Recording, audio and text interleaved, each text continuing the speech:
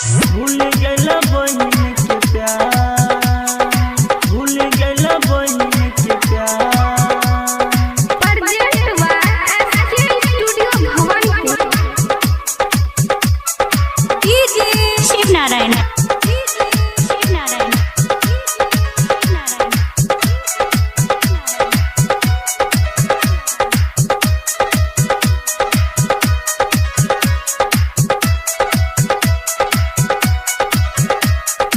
Music director DJ Shiv Narayan.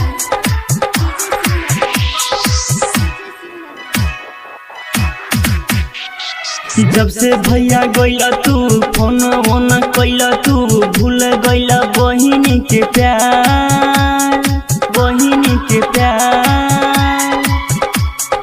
केकरा के बंदी हो हाथवा में राखी हो, आई गले राखी त्योहार, आई गले पावन त्योहार।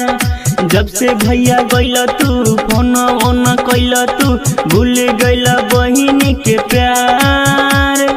केकरा के बंदी हो हाथवा में राखी हो, भूल गइला बहिन के प्यार, भूल गइला बहिन के प्यार।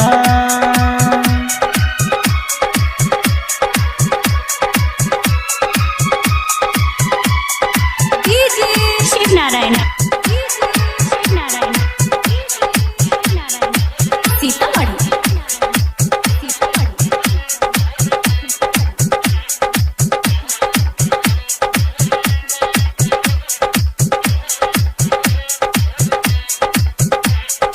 म्यूजिक डायरेक्टर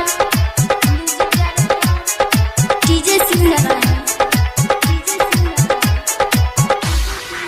हमर भैया तोर कलैया राखी बिना लागे छ सुना हो, याद बहिना के न आवे इहे सोची बड़ा दुख होला हो, बड़ा दुख होला हो।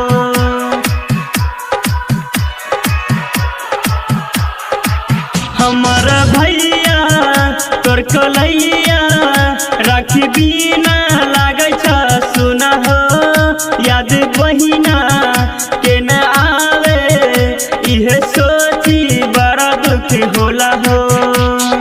रात दिन रोइए को पल नहीं सोई भाई, करत रही तोहर इंतजार, इंतजार।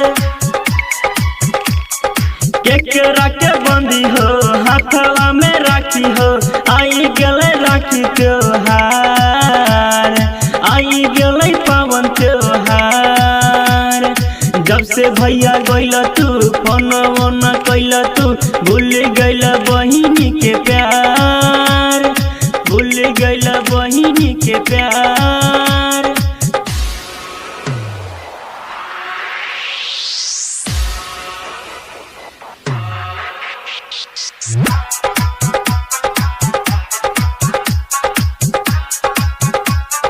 DJ Shiv Narayan, DJ Shiv Narayan, Sitamarhi.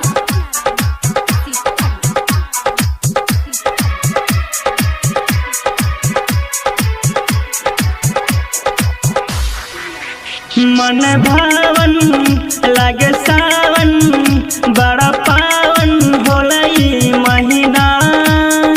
आजा हमर भैया रोई रोई कहेली बहिना।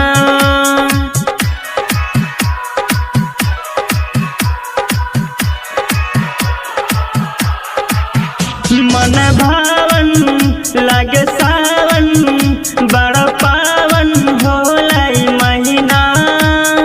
आजा हमारा भैया रोई रोई कहेली बहिना। गायक के ललित भैया राइटर होशियार भैया, आजा खुशी लेके हमार, हमार, हमार। केकरा के बंदी हो हाथवा में राखी हो, आई गले राखी त्योहार, आई गले पावन त्योहार। जब से भैया गइल तू फोन ओन कैल तू भूल गइल बहिनी के प्यार भूल गइल बहिनी के